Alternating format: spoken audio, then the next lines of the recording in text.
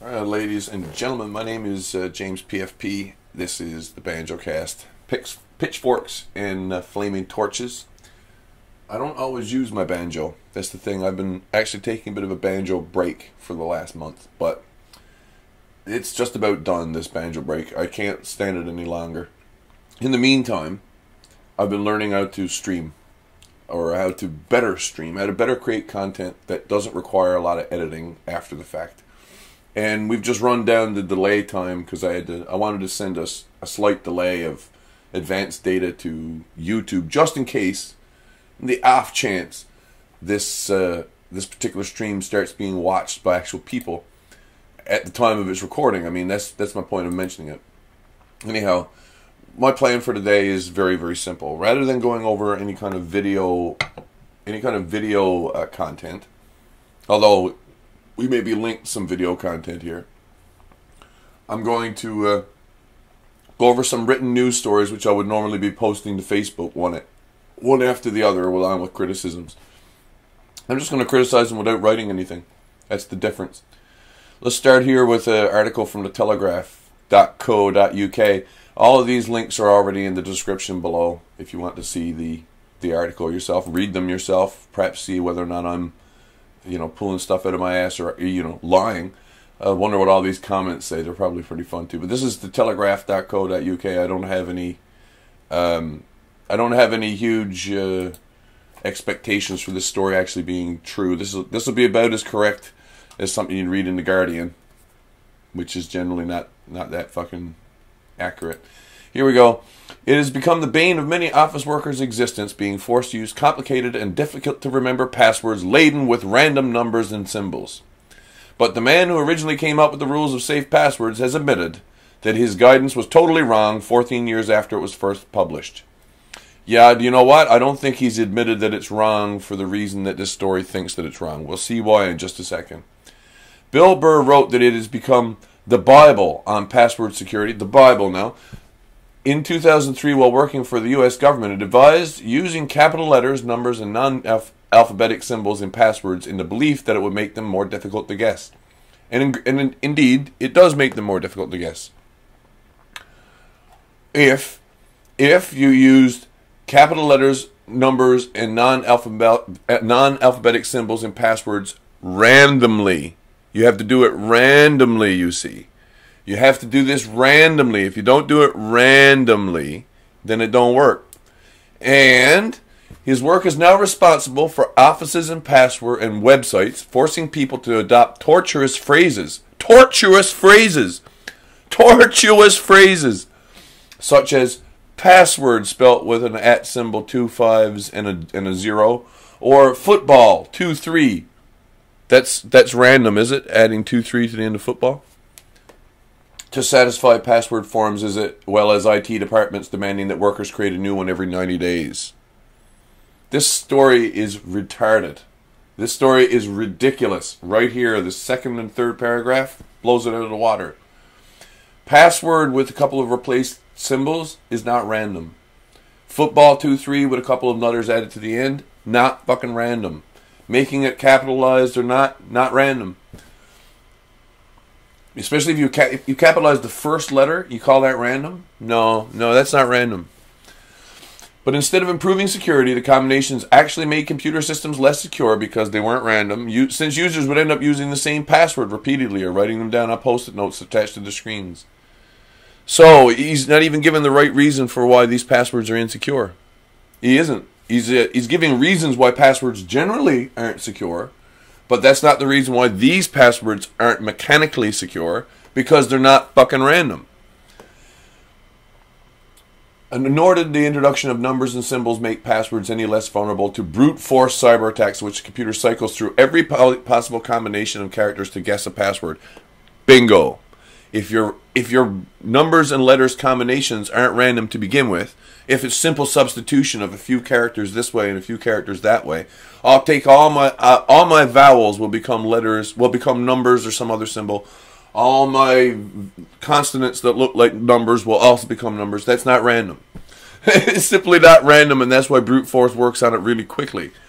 Much of what I did, I now regret, Burr, who's now retired, told the Wall Street Journal. In the end, it was probably too complicated for a lot of folks to understand it well, and the truth is I was barking up the wrong tree. Yeah, that might actually be true, but this journalist doesn't understand why it is. Top 10 most common passwords in defiance of Mr. Burr's Bible, quote-unquote Bible. Number 1, 1, 2, 3, 4, 5, 6, and then followed by 1, 2, 3, 4, 5, 6, 7, 8, 9. That's strange. Why didn't they do one where... You would think there would be one that was 1, 2, 3, 4, 5, 6, 8, 9. But anyway. 3, QWERTY is a number 3 password. Then there's 1, 2, 3, 4, 5, 6, 7, 8. Just the 8 character one. Then there's 1 6 times. Then there's 1 through 0 being a 10 character one. 1 through 7. Then password also got 7. Then 1, 2, 3, 1, 2, 3. And then the reverse of 9 through 1. He added the advice to regularly change passwords was mistaken, since most people end up altering one character, such as changing from username 1 to username 2, which does little to stop hackers. Again, he might be admitting that his best practices advice was, is not going to be likely to be taken seriously or taken, to proper heart. Change the password entirely. Change the password entirely to something entirely else. Every 90 days if you can do it. But why should it be that you don't want to remember? This is the really funny part about this story.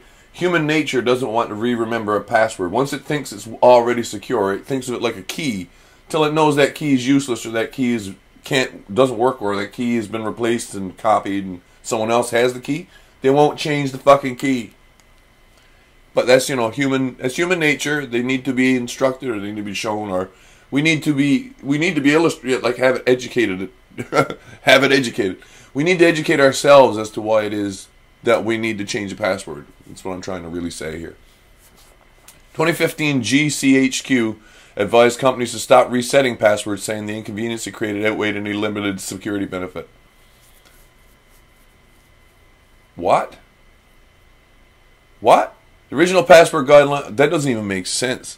They need to stop resetting passwords, saying the inconvenience it created outweighed any limited security benefits. What inconvenience? What inconvenience? I don't see the inconvenience that resetting a password creates. I don't see any inconvenience to it at all. Where's the inconvenience here?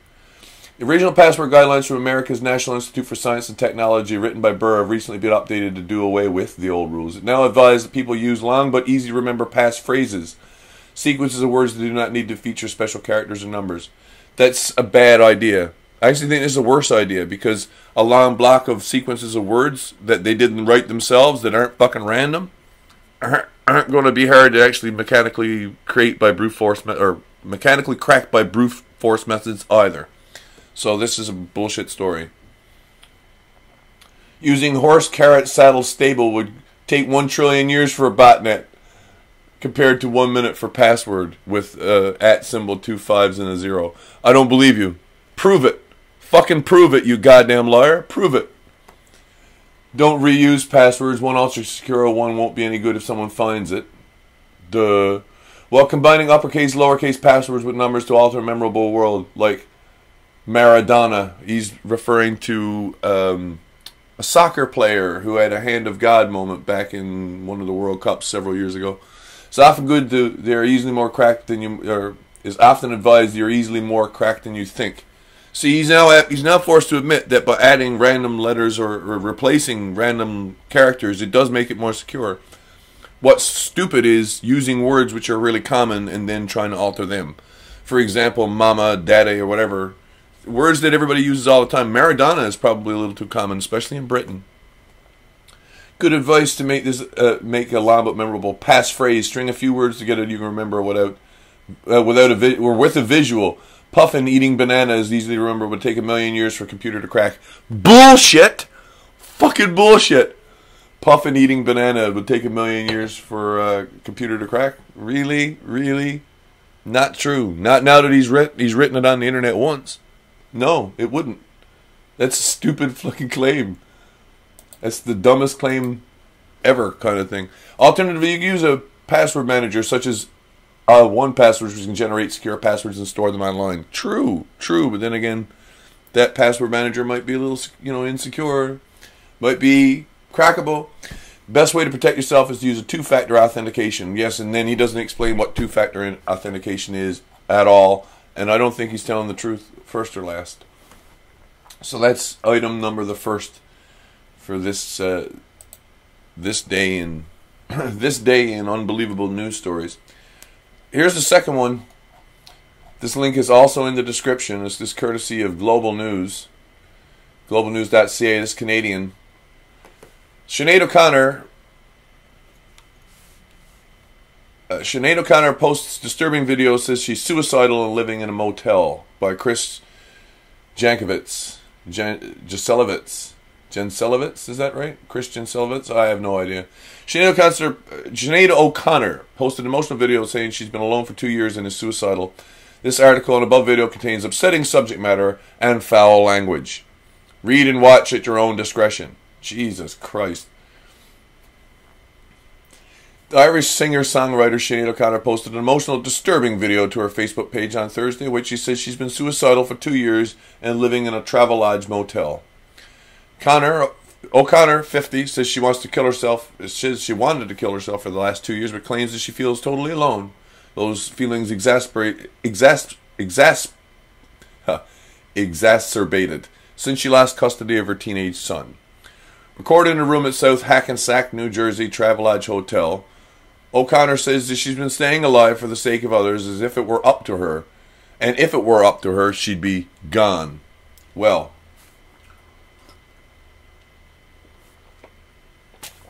a publicity stunt by any other name would smell as sweet, wouldn't it? I have to admit, I mean, it might be insensitive for me to say so, but a publicity stunt like this, I mean, if Robin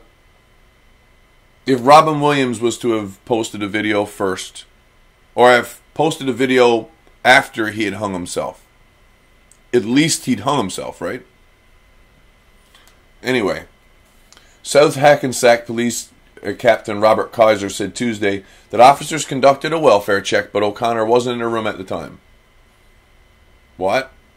Says she's no longer staying there. Police don't know where she's currently living. An email sent to her agent wasn't immediately returned. Sinead O'Connor writes a vulgar, angry Facebook letter after going missing.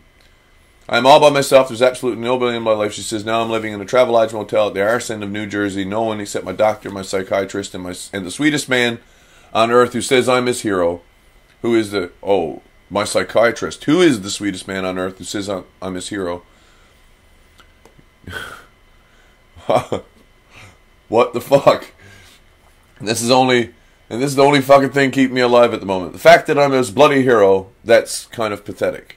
It's actually, also it's probably kind of illegal. But anyhow, the singer has publicly battled mental illness for years now and has disappeared before for days on end. She previously said she was diagnosed with bipolar disorder. The singer was found in a Chicago area hotel room last year after a call from a concerned doctor prompted a search by authorities.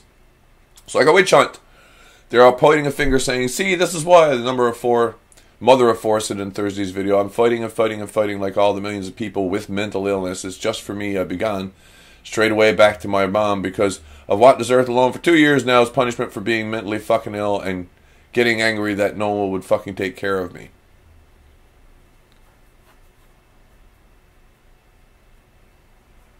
Ah, here's an interesting claim. She wants someone to take care of her? I thought she was more of a feminist than that. I'm calling it crazy. Is she asking for a white knight? Or is she just asking for any knight?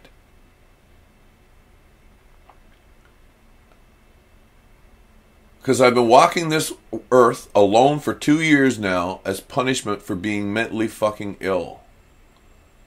Is she just can't deal with being alone? I want to feel empathy for her. I really do. But I don't feel empathy for that. Thousands of supportive comments from fans and well-wishers were posted under the video. Of course they were. Connor lamented that strangers on Facebook are kinder to her than her own family. Connor also has been out of step with her own religious culture. So she can talk about what God says, or she can say she's the fucking Pope. And might be a part of the reason why the people around her have either convinced her that she's mentally ill, or that she is properly mentally ill, or This is the thing. She asked her adult children and their fathers to make an effort to bring her home to Ireland. And their fathers. She wants many white nights. Many nights. Oh. It should not be acceptable to any man who knows me and claims to love and care about me that I should be sitting here after 2 years and I'm begging to be brought home. Well, this is it. Apparently this is the man's job, not hers. I disagree entirely with that sentiment. Follow-up Facebook post on O'Connor's page late Monday, written by someone else in the singer's behalf, said the singer is safe and not suicidal. Surrounded by love and receiving the best of care, the post reads. It is not known where O'Connor is now or if she is receiving help. The singer led a troubled life, starting with her mother's death in '85 when O'Connor was only a teenager. Growing up in a strict Catholic household, she's claimed to pass to their siblings and she and her siblings were frequently subjected to physical abuse. She has been married 4 times, stirred controversy in '92 when she ripped up a picture of Pope John Paul on Saturday Night Live as a stand against Catholicism. Her biggest hit topped the charts 2 years earlier. And then there's a suicide warning at the bottom. The language in this was actually not terrible, but if there's anything amazing about it, if there's anything fucking amazing about it, it's that O'Connor was saying any of that shit. An RBC insurance advisor explains. Sorry about the ad. Let's cut the ad out of here, huh? Fucking ad. And won't let me skip the ad either? Oh. Yeah, fuck you, RBC.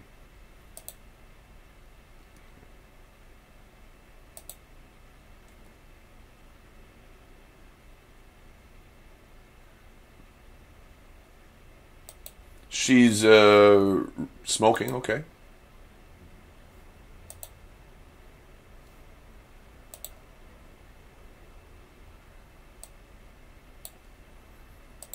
Oh, this is edited. Who edited it? Who edited this fucking video?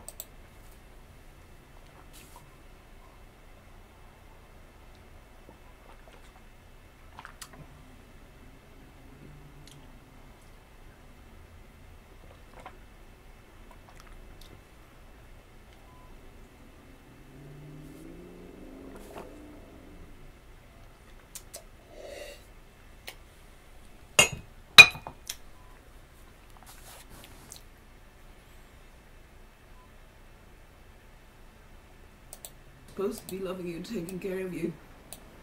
I'm sorry. I am sorry. Let me do this again. This video is somehow helpful. Just realized. Not actually to me, but the fact I know that I'm only one of millions and millions and millions of people. Here comes the first edit. Swatch. I'm now living in there it is. A Travelodge motel in the end. The arse end. The arse end, and they had to fucking beep out arse. I'm gonna find kidney stone. I'm all by myself, and there's absolutely nobody in my life except my doctor, my psychiatrist, the sweetest man on earth who says I'm his hero, and that's about the only thing keeping me alive at the moment. I want everyone to see what it's like. It's why I'm making this video. The mental illness, you know, it's a bit like drugs. It doesn't give a shit who you are, and equally, you know what's worse.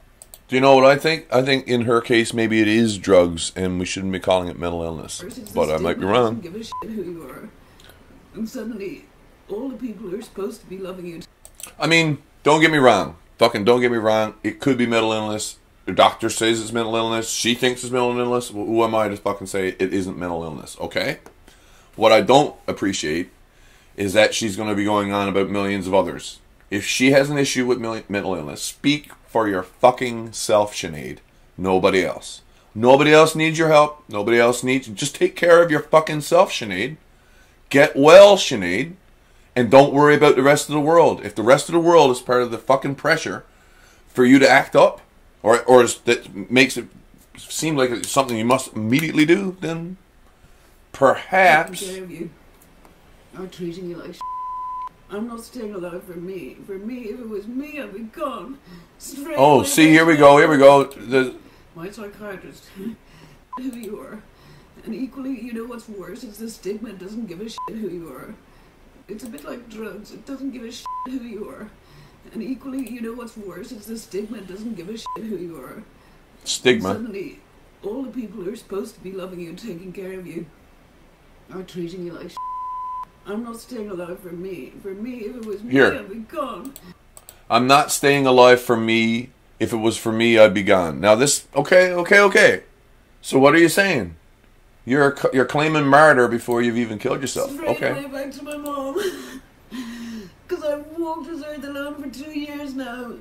As punishment for being mentally ill and being angry that nobody would take care of me.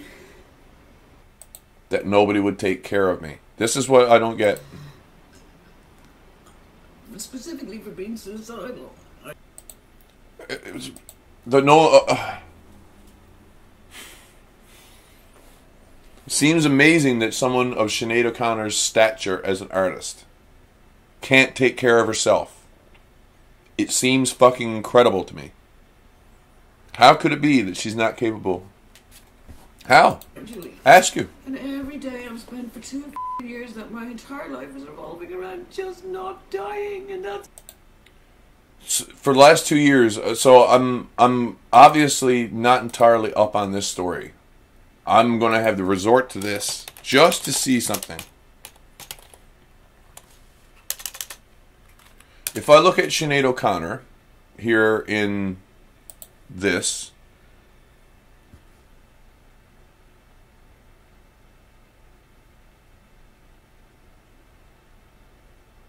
just to see what happened 2 years ago. This is all I'm curious about here now. What happened fucking 2 years ago?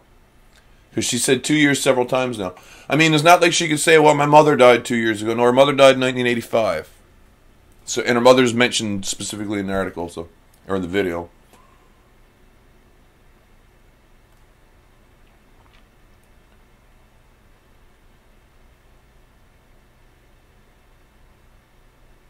Now, in February 14, it was revealed that O'Connor had been recording a new album of original material called The Vishnu Room, consisting of romantic love songs. Early June 2014, it was announced that O'Connor's new album had been retitled I'm Not Bossy, I'm the Boss.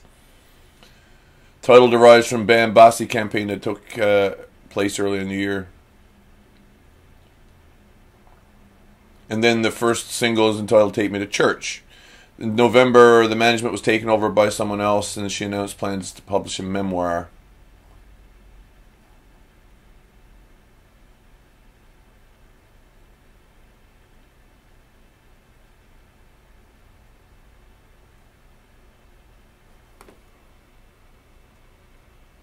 March 2015, she revealed she was going to be a grandmother for the first time.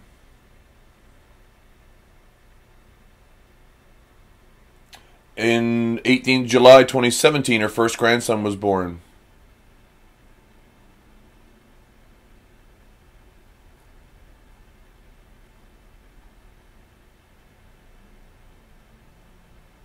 January of this year, it was announced O'Connor sold her Irish home after accumulating tax arrears. There's nothing mentioned about what happened to Sinead O'Connor 2 years ago. Was it her final divorce? I have no idea. Did she get divorced 2 years ago? I have no idea.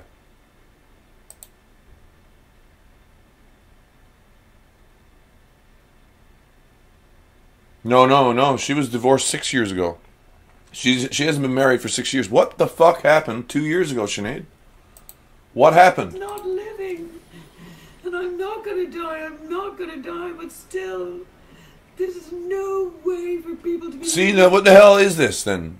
She's calling about wanting to die. Feeling like she wants to die, but she's not going to. I am one of millions in every homeless person. I know the feeling. I do know that feeling. Like, you don't know what you're going to do. Like, you just want to crawl into yourself and die. But you don't fucking do it.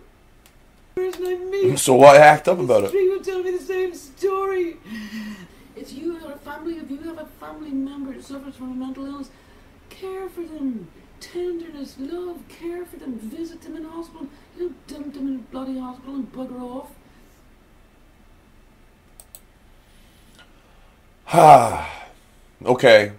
Okay. So that sums up the story for Sinead O'Connor. Again, my heart goes out to you, Sinead. I really hope, actually, that you hear what I have to say in this video. A little bit.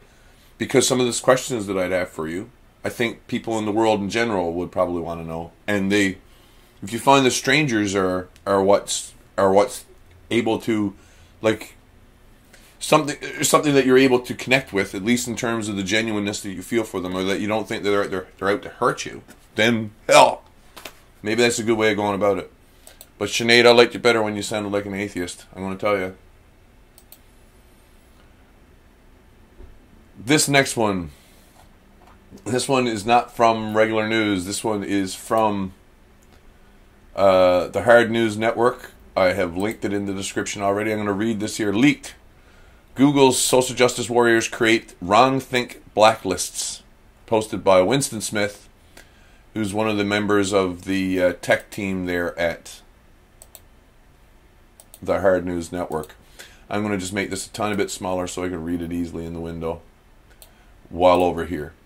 Numerous individuals alleged to be members of Google's management team have been caught bragging about former blacklists to impact the careers of colleagues with different political beliefs.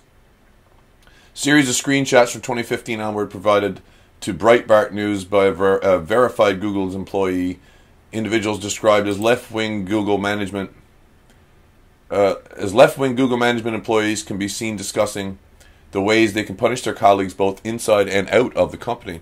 While Google appears to be doing very little to quell the hostile voice that exists inside our company, the hostile voice that exists inside our company, I want those hostile voices to know I will never ever transfer you over to my team, ever. I don't care if you are the perfect fit of technically excellent or whatever, declared former employee Adam Fletcher in a post in Google's internal staff-only Google Plus network, Internal Plus. It will actively not work for you, even to the point where your team or product is impacted by this decision. I'll communicate why to your manager if it comes up. You're being blacklisted by people at companies outside of Google, he continued. You might not have been aware of this, but people know. People talk. There are always social consequences. Like, this is actually rather fucking odious and gross, isn't it? Adam Fletcher. While Google appears to be doing very little... Oh, this is the whole thing.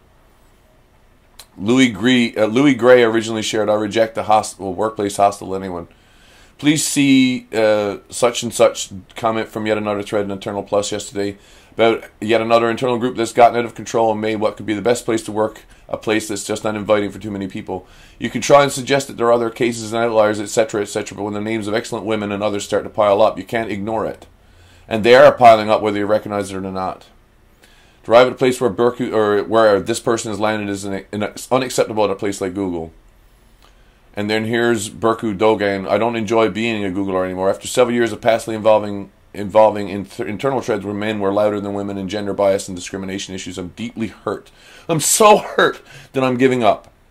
This company hires only a certain stereotype and does for the sake of high caliber. The result is a group of selected engineers who are neither compatible with society nor the tech industry itself. What? In a couple of years, the average startups will be able to maintain a better environment for women in light of current feminist movements. Still, we don't acknowledge discrimination, harassment, and mental violence against women. Saying that if you don't understand it, I think that's what they're talking about. Read the full story here. This is from Breitbart. So this was posted directly from Breitbart. Okay. One of the great things about Google's internal communication mechanisms, G+, mailing lists, Internal Plus, is that as a manager I can easily find out if I really want to work with you, so wrote another individual described on social media as a Google manager, Colin Winter. I keep a written blacklist of people whom I never allow on or near my team based on how they view or treat their coworkers. That blacklist has got a little longer today. In the comment, one Google employee can be seen asking, are such blacklists allowed at Google? And before another added, I would like to talk to legal before assembling a list of people who are possibly creating a hostile. I would talk to legal before assembling a list of people who are possibly creating a hostile environment. Now I know now I know that if I ever sue Google for harassment, I should demand to see all my managers' shit lists to see whether there was something management already knew and thus let happen. My tormentor could be on there and not dealt with. It would probably increase the settlement considerably. He continued, I would encourage anyone getting mistreated at Google to do the same. And he's right. This week, a Google employee's 10-page document went viral after he called for more ideological diversity in the company. I also saw news today that the guy who wrote the big memo, I'm not going to read the rest of this because it's on Breitbart.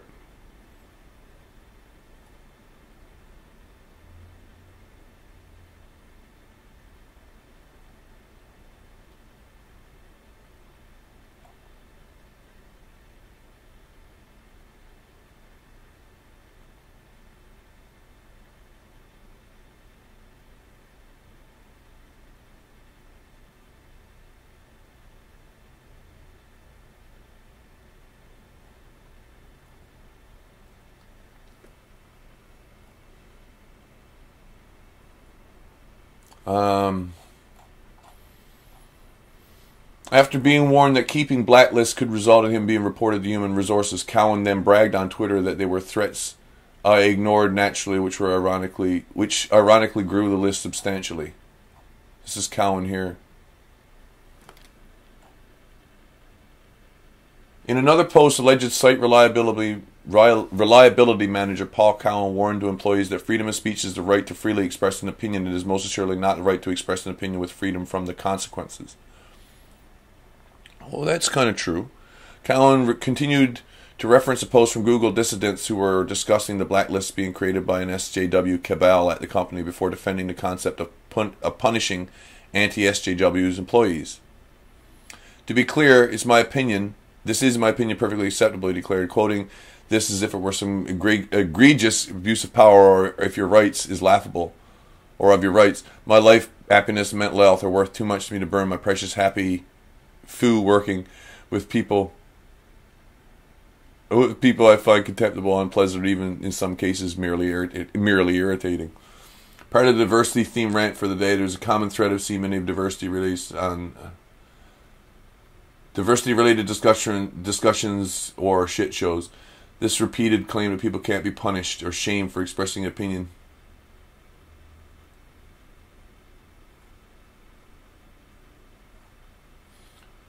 After being warned that keeping blacklists could result in being reported to HR, then he said it's going to grow the list substantially. Jack Soar contributed to a gender bias removal fix-it. We had to keep a list of people who objected, so I remember who to avoid to the future. Fun fact, keeping a list can get you called out on certain reprehensible internal mailing lists and have threats being reported to HR. That's 2 days ago. That is not a fun fact. Did an MRA start that policy? Paul Cowan, no. Oh wait, yeah, not fun. The other one starts with FU. I always get those two mixed up.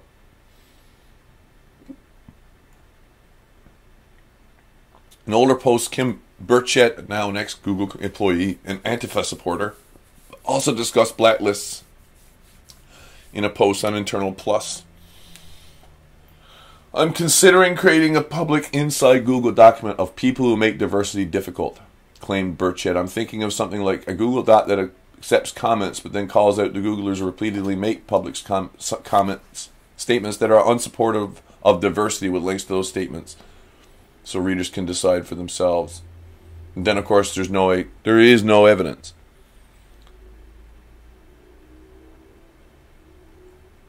So that's from Breitbart. Interesting news story, that one. And here is the final one for the day, I think. Or at least it's the final one for this. I'm going to outright close that last one. This is courtesy of Medium.com. I've been following a couple discussions online, which are...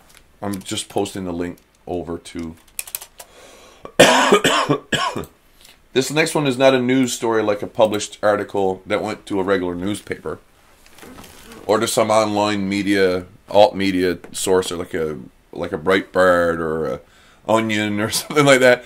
Onion, of course, is comedy. It's not regular news, and Breitbart is not comedy in the same way that the Onion is. The Medium link that I've just posted, and it's in the link below. But I got this one on a discussion thread, like of comments that existed on a YouTube video, and the guy in the comment thread was saying that it's important to keep Seth Rich and Guccifer 2.0 separated entities, especially in terms of who supplied what information and when to the rest of the world. So here's I'm going to start reading this article is friggin' huge. I can't read all of this. It's just too much to read.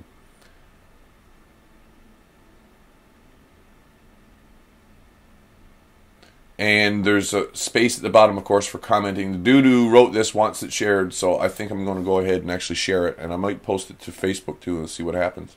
What's left of Russiagate? Are we down to the 1,000 paid trolls? I got to be honest, that's funny. Down to the 1,000 paid trolls, and God knows who paid them. And I know one thing, $1.2 billion buys a lot of fucking paid trolls. Those who pay attention to what's going on as opposed to passively consuming the obsessions of the mainstream media know that the Clinton-related material published by WikiLeaks emerged from leaks, not from hacks. Assange has stated in no uncertain terms that the Russian government was not responsible for providing the material WikiLeaks published, and his friend Craig Murray, a whistleblower hero who exposed the torture practice by the government of Uzbekistan while he was a British ambassador there, indicates that he has direct knowledge of the DNC, that the DNC and Podesta WikiLeaks releases derived from leaks, not from hacks. In fact, he met one of those people involved in September last year in Washington, D.C. So this is... here's the proof for this. He links any number of articles down throughout, so all of his links and sources are provided here in line in the video.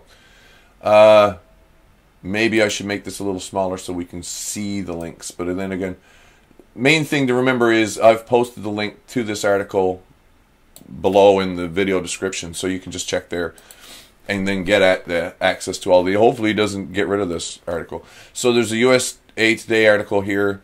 There's one from the Daily Mail. Ex-British ambassador, WikiLeaks operative, claims Russia did not provide Clinton emails. And then Consortium News from last year in December, Spy Coup in America. In WikiLeaks just retweeted an audio recording of Seymour Hersh in which he indicates that according to an FBI source he considers unbelievably accurate and careful, he's a very high-level guy, there is an FBI report indicating the FBI examined Seth's computer and determined that Seth was the WikiLeaks DNC source. Whether or not Hersh's source is correct, Hersh has not published the info, refused to be interviewed on it. It is not conceivable that WikiLeaks would have retweeted this if Seth weren't their source.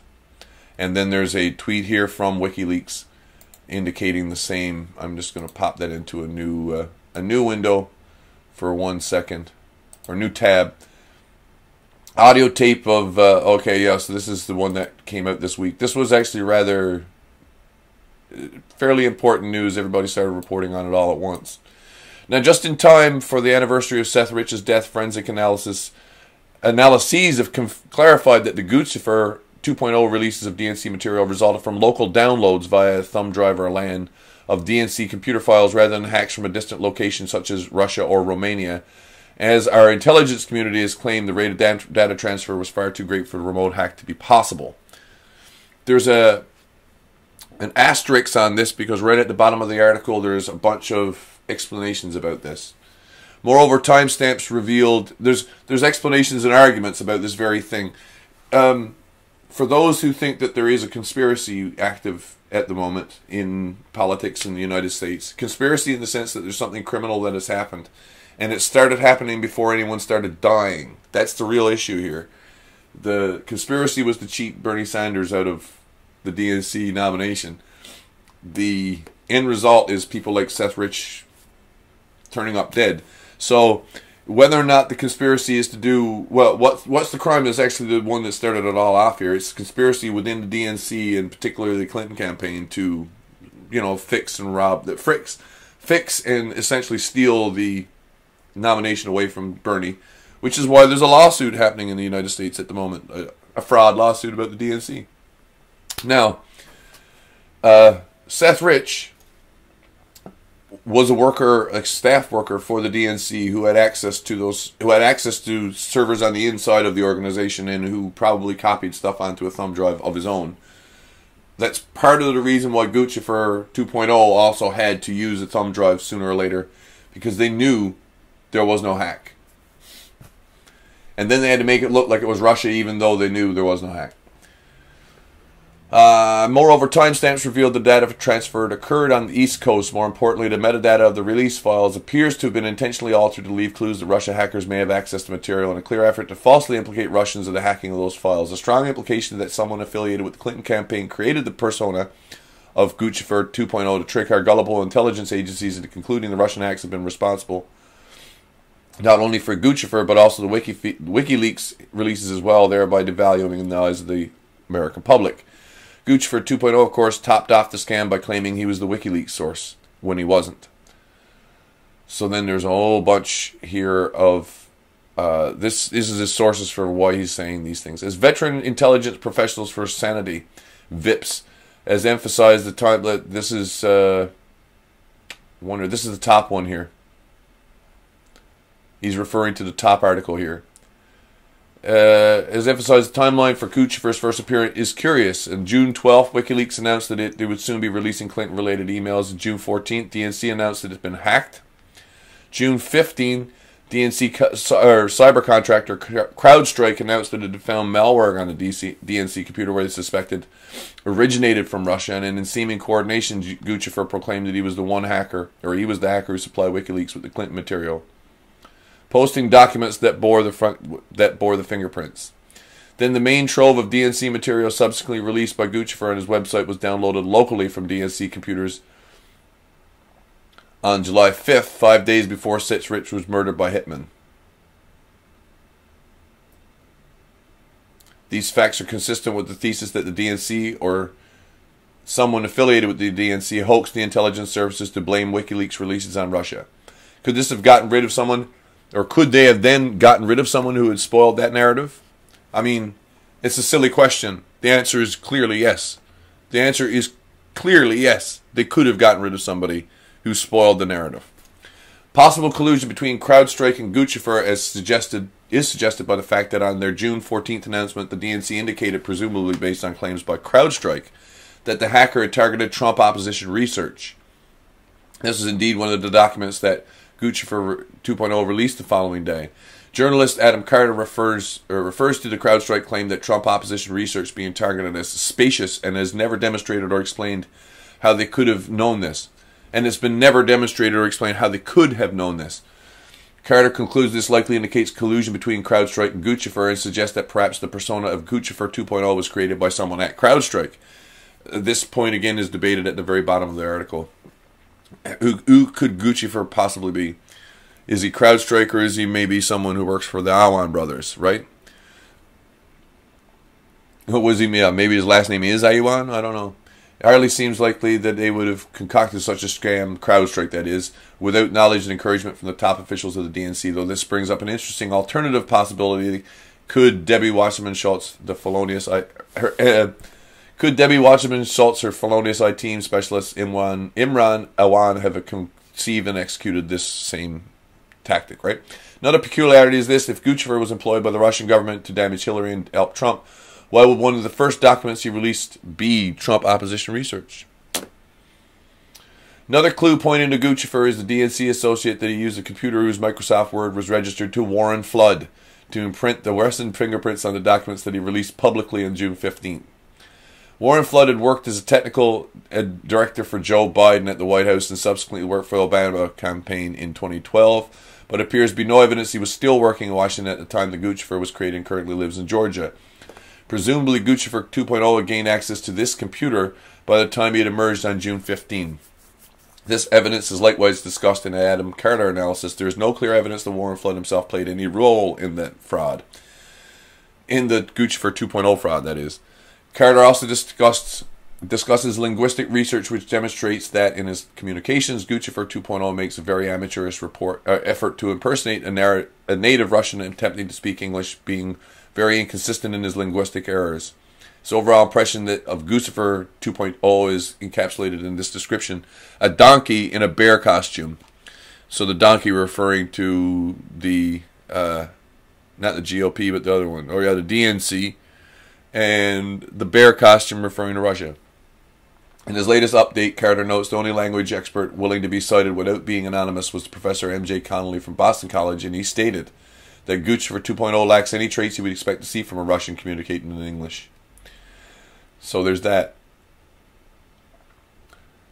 In an interview with the journalist from Motherboard Vice News, Guccifer 2.0 discussed the technique he used to hack the DNC servers. Carter points out the cybersecurity firm Threat Connect has analyzed this claim and found it technically impossible. It's unclear whether Guccifer 2.0 has any hacking skills whatsoever. Finally, there's the DC. I'm going to just skip. There was the files taken from the DCCC, which is the Democratic Congressional Campaign Committee, were published prior to the election on Guccifer's own website. The DCCC collaborating with the DNC in the scam. So it's trying to give Guccifer more credit by making him look like an actual hacker. Finally, there's the DC leaks, which beginning in July of last year and released purloined info on a diverse range of targets, including former commando of NATO, Senators McCain and Graham, Soros Foundation, and personal info of 200 Democratic lawmakers. This received little media commentary, possibly because it is hard to see how this effort was an attempt to influence the election. Nonetheless, the cybersecurity firm Threat Connect claims DC leaks is a front for the hacker group Fancy Bear, who they claim is linked to the Russian intelligence. They also think the Guccifer is involved. Sounds a lot like the analyses that link the Guccifer and WikiLeaks releases to Russian intelligence, and we've seen how credible those analyses are.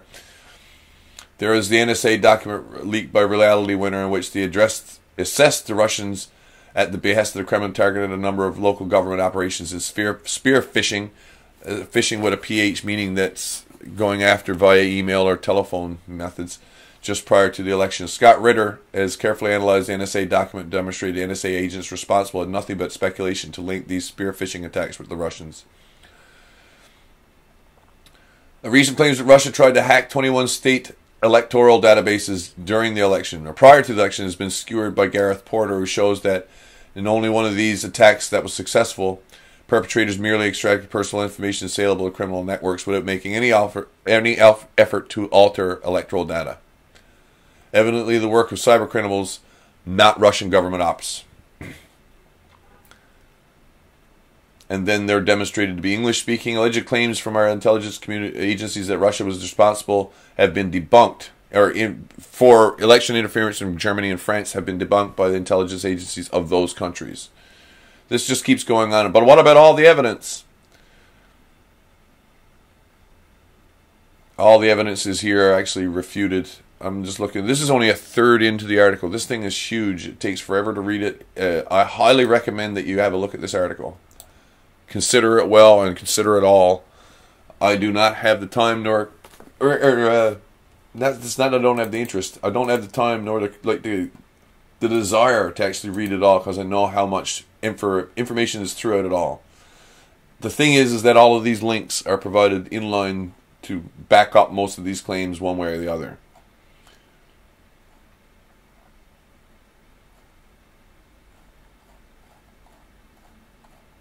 Just look at it, this just keeps going and going. But the Russian trolls.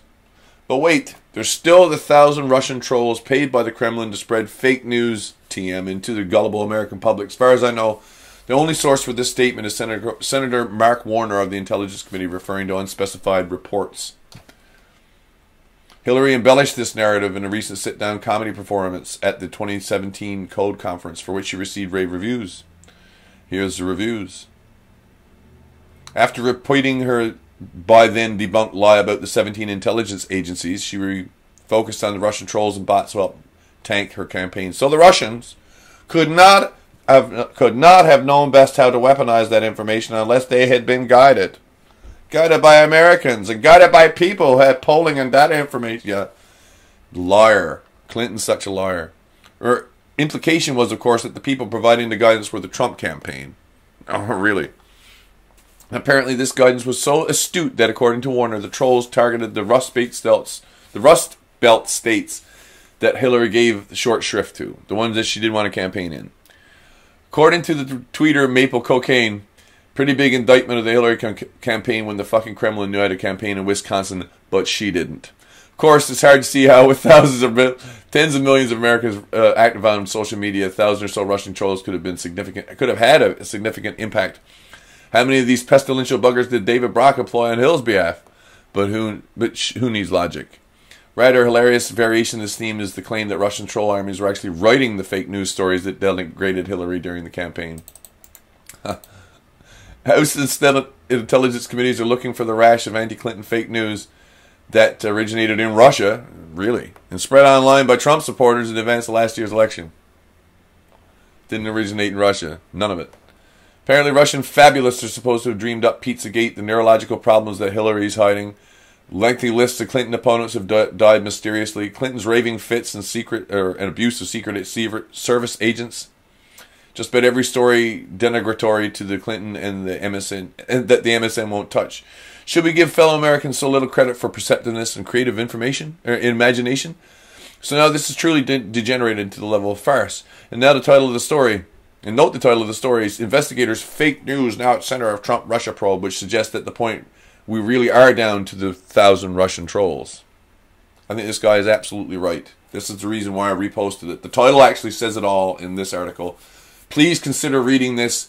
The link is posted below. It's number 4 in the list. I am now going to go over to Facebook, long enough to post that link straight to Facebook as well, because it's important that I pass it around. Or at least I think it's important. Trees Day and Addendum.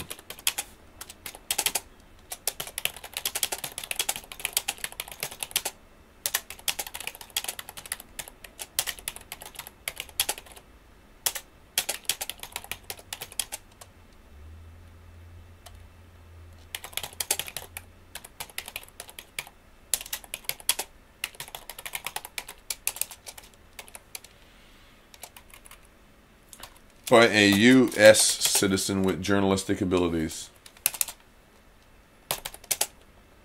I don't want to say,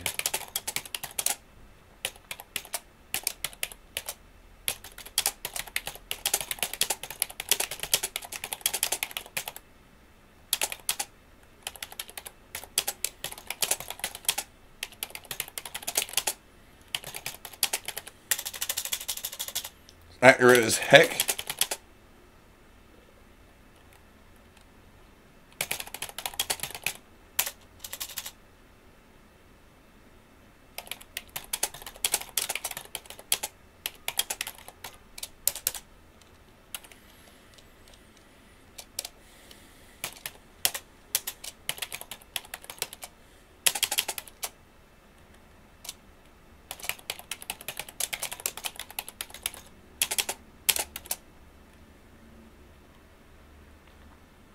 I'm giving them a couple tags here too.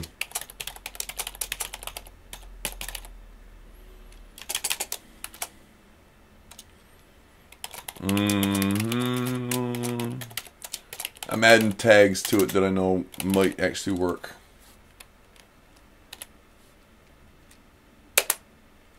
And there's the article posted.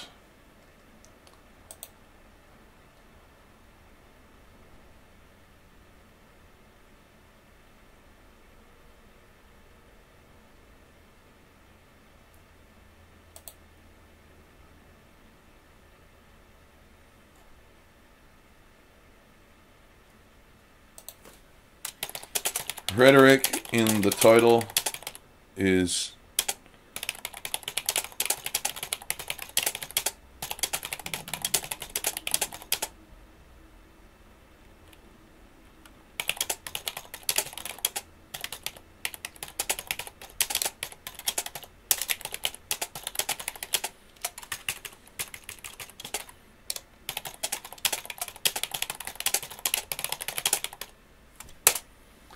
rhetoric in the title is pertinent to the content, and he doesn't get to it until about halfway down. But when he does get to it, there's no avoiding. There's no avoiding it.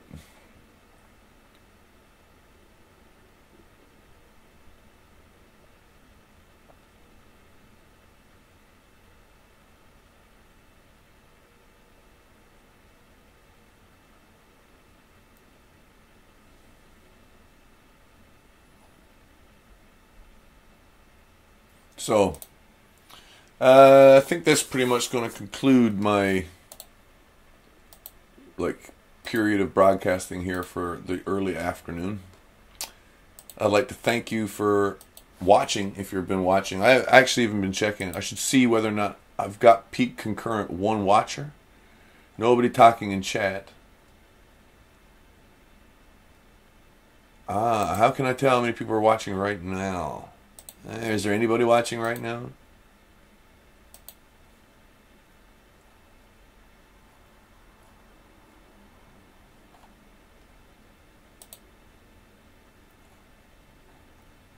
I did have one for a little while. I'd like to thank you for watching if you've been watching. If you like what you see, please consider subscribing below and don't forget to thumb it up. My name's James PFP. This is the Banjocast, pitchforks and flaming torches. I'm going to hit this stop streaming button and stop